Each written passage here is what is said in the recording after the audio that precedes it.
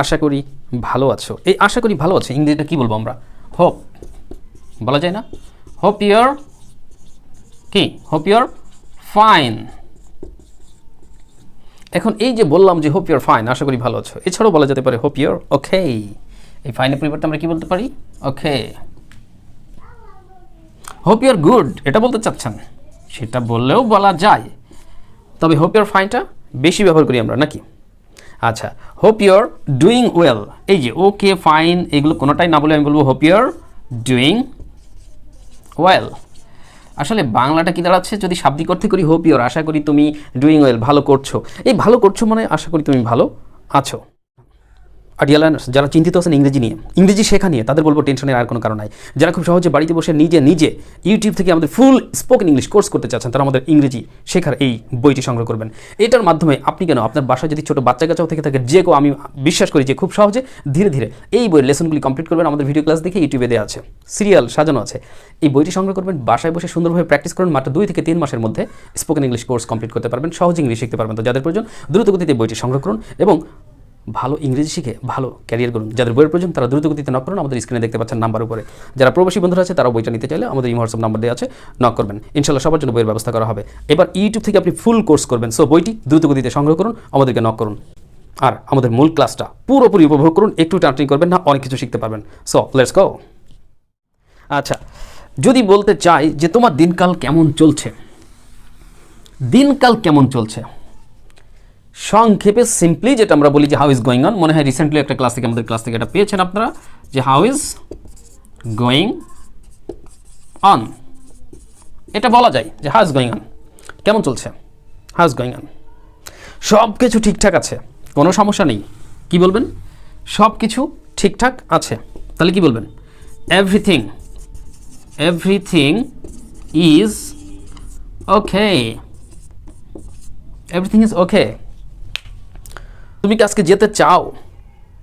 কোথাও যাব? আমি তোমাকে বললাম যে তুমি কি আজ যেতে চাও, এই বাক্যটা আপনি ইংরেজিতে কি বলবেন? যে তুমি কি যেতে চাও? খুবই সহজ ব্যাপার, ডু ইউ লাইক টু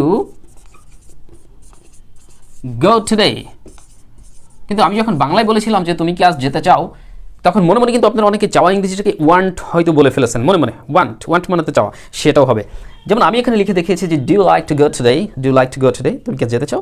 আবার আপনি এরকম বলতে পারেন ডু ইউ লাইক না বলে want, do you want to go today, do you want to go today. আবার অনেকে আমরা রিডাকশন করি, রিডাকশন মানে কি, নেটিভ স্পিকার যারা যখন কথা বলে, তারা মনে করেন নেটিভ যারা ইংরেজ যারা, তখন আমরা বিভিন্ন ইংলিশ মুভিতে ড্রামাতে অনেক সময় দেখে থাকি যে তারা ওয়ানা গানা গাটা এরকম বিভিন্ন ধরনের অংশ ব্যবহার করে না, ব্যবহার করে, এগুলোকে আসলে বলা হয় রিডাকশন, যেটাকে আমরা বাংলায় বলতে পারি যে আসলে সংক্ষিপ্তকরণ বা সংক্ষেপে বলা, বা আমরা যেমন বাংলার মধ্যে অনেক কথার সাথে অনেক কথা মিলিয়ে ফেলি, ঠিক আছে?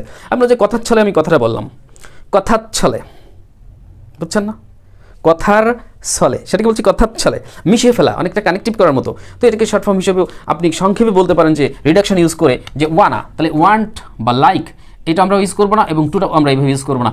মনে রাখতে হবে যখন আপনি এখানে ওয়ানা ইউজ করছেন, WRNN ওয়ানা, এই ওয়ানা মানে হচ্ছে ওয়ান্ট টু, তাহলে ওয়ানার মধ্যে ওয়ান টু গেছে, আবার টুটাও গেছে, তাহলে ওয়ান্ট মানে লাইক, লাইক মানে ওয়ান্ট, একই কথা, মানে চাওয়া অর্থে, আর টুটাও যেহেতু এর মধ্যে চলে যাচ্ছে তাহলে টুটাও এখানে রাখা যাবে না। তাহলে আমি বললাম যে do you wanna go today, তাহলে এই ওয়ান টুকে ইন্ডিকেট করছে কোনটা?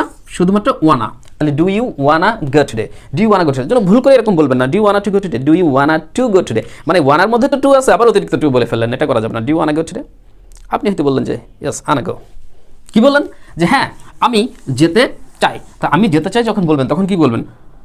ইয়েস, ইয়া, ইয়াপ, অনেক কথাই বলা যায় এরকম, মানে ইয়েস অর্থে ইয়েস বলা যায়, ইয়া বলা যায়, ইয়াপ বলা যায়। তো আপনি বলেন সিম্পলি ইয়া আনা গো, আই ওয়ানা গো, আনা গো, উচ্চারণটা করবো এরকম, আনা গো, আনা গো, হ্যাঁ আমি যেতে চাই, মানে আই ওয়ান্ট টু গো।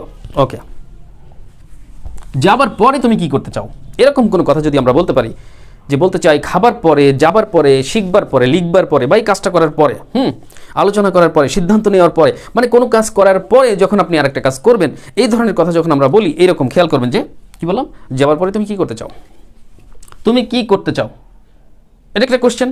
তাই কি ডব্লিউএইচ ওয়ার্ড, হোয়াট নিয়ে আসেন, হোয়াট ডু ইউ লাইক, চাওয়ার অর্থে দিলাম, হ্যাঁ, what you like to do, তুমি কি করতে চাও, এই যে তুমি কি করতে চাও এটুকু সেই what you like to do অথবা what do you want to do, লাইকের জায়গায় কিন্তু ওয়ান্ট টু ইউজ করা যায়, একটু আগেই বলেছি। তাই what you want to do অথবা what you like to do, তুমি কি করতে চাও, কখন, যাবার পরে। এই যে যাবার পরে, এখন আপনি পরে ইংরেজি কি ইউজ করবেন, হয়তো আফটার ইউজ করবেন, AFTER, ইটস আ প্রিপোজিশন, মনে করেন একটা প্রিপোজিশন, তাহলে আপনি বলেন যে what you like to do after, এখন আফটার এই ধরনের কোনো প্রিপোজিশনের পরে, ইমিডিয়েট পরেই, ঠিক এদের পরেই যখন ভার্ব বসাবেন তখন ওই ভার্বের আইএনজি যোগ করবেন। আফটার কি, যাওয়ার পর, তাহলে যাওয়ার, after going, what you like to do after going, যাওয়ার পরে তুমি কি করতে চাও, অথবা বললাম সেখানে যাওয়ার পরে তুমি কি করতে চাও, তাহলে সেখানে ইংরেজি কি, এখানে দেয়ার যোগ করে দিতে পারেন। এই যে now let's take a look at a glance, একবার আমরা একটু চোখ রাখি এই বাক্যের প্রতি, যে সেখানে যাওয়ার পরে তুমি কি করতে চাও, what you want to do after going there, what you like to do after going there, মানে হতে পারে ভিন্ন ভিন্নভাবে। What do you like to do after going there, what do you want to বলা যেত, want to do after going there, what do you wanna do, যদি reduction use করতেন, like to বা ওয়ান্ট টু ইউজ করবেন না, তাহলে কি বলতাম, ওয়ানা, তাহলে কি দাঁড়াচ্ছে, what do you wanna do, what do you wanna do after going there, সেখানে যাবার পরে তুমি কি করতে চাও। এভাবেও আপনি বাক্যটা লিখতে পারেন অথবা বলতে পারেন স্পিকিংয়ে। তবে এই ওয়ানা গনা গটা এই ধরনের যে রিডাকশনগুলো আমরা ইউজ করে থাকি, লাইক দ্য নেটিভ স্পিকারদের মতো, তো আমি পরামর্শ দেবো এইগুলো বিশেষ করে আপনার শুধু স্পিকিংয়ে ব্যবহার করেন, রাইটিংয়ে ব্যবহার করার দরকার নাই। প্রশ্ন করতে পারেন যে স্যার আসলে এটা ব্যবহার করলে কি ভুল হবে না, আমি বলবো যে ভুল হবে না, but I think it's not fair only while speaking you can use redaction, but my suggestions for all of you, don't use redaction in writing, but you can use it only in speaking. Okay, so এইভাবে কিন্তু আমরা বিভিন্ন ধরনের reduction use করে আমাদের কিন্তু কথার মধ্যে কি আনতে পারি, একটু ফ্লুয়েন্সি আনতে পারি। কারণ অনেক সময় কি হয় যে আমরা কথা বলতে বলতে স্পিকিং করতে করতে থেমে যাচ্ছি, বা আমার একটা বাক্য বলার পর একটা বাক্য মনে পড়ছে না, তারপরে আমি যদি আমার ফ্লুয়েন্সিটাকে আরও বেশি বাড়াতে চাই, তারপরে অনায়াসে বলতে পারার যে দক্ষতা, সেটা তো বুঝছেন যে সেটাই ফ্লুয়েন্সি। তো এই ক্ষেত্রে আপনি কিন্তু এরকম বিভিন্ন ধরনের কন্ট্রাকশন ইউজ করতে পারেন, রিডাকশন ইউজ করতে পারেন, যে কয়েকটা আমি দেখালাম, এই ধরনের কথা আপনার স্পিকিংয়ে বেশি ব্যবহার করেন। ওকে গাইজ, সো এখন মনে করেন আপনি বলতে চাচ্ছেন যে আমার ভালো লাগছে না, আসছেন ঘুরতে বেড়াতে, এখন আপাতত ভালো লাগছে না, তো আপনি বলেন যে I don't feel well, I don't feel, ভালো লাগা মানে কি, অনুভব করা না, ফিল, আর যেহেতু ভালো লাগছে না, আই ডোন্ট ফিল ওয়েল,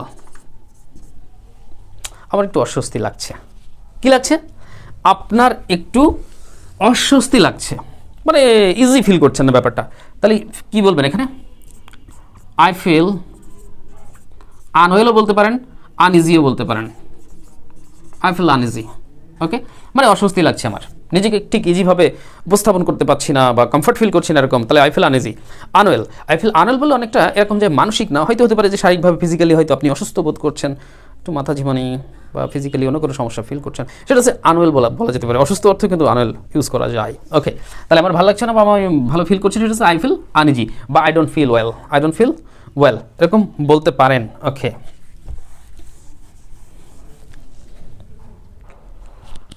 কি করা যায়, ছোট্ট একটা কথা, কি করা যায় বলবেন, হোয়াট টু ডু, স্পিকিংয়ের মধ্যে এগুলো ব্যবহার করা যায়, হোয়াট টু ডু, কি করা যায়, হোয়াট টু ডু, কি করা যায়, মারাত্মক কিছু না, কোনো একটা সমস্যা হয়েছে, আমি জিজ্ঞেস করলাম যে ইজ এনিথিং সিরিয়াস, মারাত্মক কোনো কিছু, বা ইজ দেয়ার এনিথিং সিরিয়াস, কোনো মারাত্মক কিছু হয়েছে, আপনি বলেন না তেমন মারাত্মক কিছু না, কি বলবেন, নাথিং সিরিয়াস, নাথিং সিরিয়াস, এই যে নাথিং সিরিয়াস, মারাত্মক কিছু না, নাথিং সিরিয়াস। একটুখানি ধরো, ফোনে কথা বলছি, you may think that it's not a duster, it's a phone, mobile phone. Okay, so just I am talking to anybody, তো আমি হয়তো তাকে বলতেছি কথা, একটুখানি ধরেন, মানে একটু লাইনে থাকেন, মানে একটু ধরেন দিন, বা একটু ধরুন তো, একটু লাইনে থাকুন তো, হয়তো আমি আর একটা ফোন এসছে সেটা আমি একটু দেখতেছি, এখানে কী বলতে হবে, হোল্ড অন, কী বলবেন, হোল্ড অন প্লিজ, অথবা হোল্ড দ্য লাইন প্লিজ বলতে পারেন, হোল্ড দ্য লাইন প্লিজ, কী বলবেন, হোল্ড দ্য লাইন প্লিজ, একটু লাইনে থাকুন, হোল্ড দ্য লাইন প্লিজ। এত বড় বাক্য বলা না সম্ভব হলে বলবেন যে hold on please, hold on please, এটা বললেও হবে। এখন তোমার কেমন লাগছে, একটু অসুস্থ ছিলে, ওষুধ খেয়েছো, বিশ্রাম নিয়েছো, কয়েকদিনের ট্রিটমেন্ট হয়েছে, তো আমি হয়তো পরবর্তীতে আবার তোমাকে খোঁজ নিচ্ছি, বললাম যে এখন তোমার কেমন লাগছে, এখন কেমন লাগছে, তাহলে কি হবে, how do you feel now, আমরা অনেকে জানি গ্রামাটিক্যাল নিয়মে যে নাও, আমরা যখন কোনো নাও বাক্যে নাও ইউজ করি, অ্যাট দিস মোমেন্ট, হ্যাঁ, right this moment, at present, অনেক ক্ষেত্রে দেখা যায় যে এই ধরনের এই যে ওয়ার্ডগুলো ইউজ করার কারণে আমরা বাক্যটা হয়তো প্রেজেন্ট কন্টিনিউয়াসে নিয়ে যাই। কিন্তু কিছু ভার্ব আছে, there are some verbs which are called verbs of perception, যেগুলোকে বলা হয় ভার্ব অফ পারসেপশন, মানে উপলব্ধিমূলক ভাব, যেগুলো ফিল করতে হয়, উপলব্ধি করতে হয়, এরকম একটা ব্যাপার, মনের ব্যাপার, ব্যাপারটা বুঝতে পেরেছেন মনে। তো এই ধরনের ভার্বের ক্ষেত্রে যেমন একটা রয়েছে feel, love, I love you, আমি তোমাকে ভালোবাসি। এই যে লাভ বললাম, ভালোবাসি, ভালোবাসা কি দেখা যায় না স্যার, এটা ফিলিংসের ব্যাপার, অনুভূতির ব্যাপার, অনুভব করতে হয়, ফিল, এই যে অনুভব করা একটা ব্যাপার, রিয়ালাইজ, আন্ডারস্ট্যান্ড, এরকম কিছু ভার্ব আছে যেগুলো সাধারণত আমরা কন্টিনিউয়াস টেন্স ইউজ করি না। তারপরে কখনো যদি আপনি করে ফেলেন, আমি বলবো it's not a major mistake, but you should not do it, you should avoid করা উচিত। এনিওয়ে, তো আপনি কী করবেন, এই ধরনের ভার্বের ক্ষেত্রে প্রেজেন্ট কন্টিনিউয়াস ইউজ করবেন না। তো আপনি বলেন যে এখন তোমার কেমন লাগছে, how are you feeling now, যদি বলতেন হাউ আর ইউ দিয়ে প্রেজেন্ট কন্টিনিউয়াস, তাহলে হাউ আর ইউ দিলে কি হতো, দুই জায়গায় যদি আর দিতেন ফিলের সাথে আইএনজি করতে হতো, how are you feeling now, কন্টিনিউয়াসে করছেন, টেন্স অনুযায়ী ঠিক আছে, বাট সেন্স অনুযায়ী এটা আসলে এইভাবে না করাটাই বেটার, ব্যাপারটা তাই। তাহলে আপনি বললেন যে how do you feel now, এখন তোমার কেমন লাগছে। এখন উত্তরে আমি বলছি যে কি, বা আপনি বলছেন যে আমার আগে চেয়ে একটু ভালো লাগছে। এই যে এখন আমার আগে চেয়ে একটু ভালো লাগছে, মানে আগে ছিলাম যে মোটামুটি, তবে তার চেয়ে আরেকটু ভালো লাগছে, বলি না এরকম বলি, তাহলে আপনি সেক্ষেত্রে কী বলবেন যে আই ফিল বেটার নাও, আমার একটু ভালো লাগছে বা আগের চেয়ে ভালো লাগছে, আই ফিল বেটার।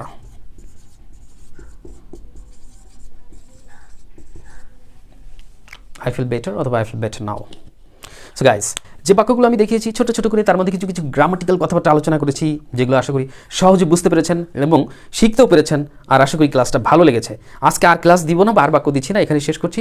ভালো লাগলে প্লিজ একটা লাইক দিতে ভুলবেন না। আর আমাদের ফেসবুক যে পেজ রয়েছে, দ্য মেন্টরস টিউটোরিয়াল, আমাদের Facebook page the mentors tutorial, এটা ভিজিট করবেন, পেজটাকে ফলো দিবেন এবং সেখানে কানেক্টেড থাকবেন। অনেক ভিডিও ক্লাস দেওয়া আছে, আমাদের ফেসবুক পেজের ভিডিও ক্লাসগুলো বেশি বেশি দেখুন এবং প্লিজ শেয়ার করুন, আমাদের ফেসবুক পেজের ভিডিওগুলো বেশি বেশি শেয়ার করুন। এছাড়া আমাদের ফেসবুক গ্রুপ রয়েছে টিএমটি ল্যাঙ্গুয়েজ ক্লাব, সেটাতে আপনার জয়েন করবেন, আরও অনেক মেম্বার্স পাবেন, তাদের সাথে আপনি ইংরেজি প্র্যাকটিস করতে পারবেন। অনেকে তো প্র্যাকটিসের পার্টনার খুঁজে পান না।